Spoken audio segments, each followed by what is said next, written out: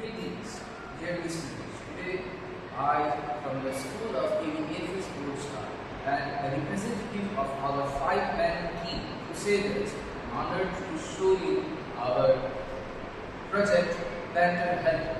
It is an idea of machine that will help.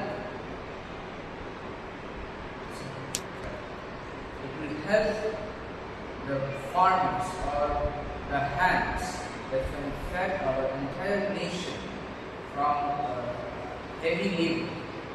Next slide. So it is an automated seed sowing gadget. That is, it is a gadget that shows seed by it uses the validity encoded MP10 series, for example, and microcontrollers are giving it nano or nano. Moving to the next slide.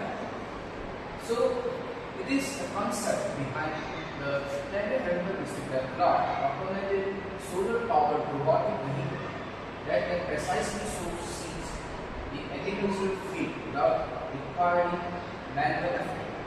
It uses a drill mechanism for sowing seed, a rotating encoder for accurate distance and speed spacing measurements, a DC motor with gearbox.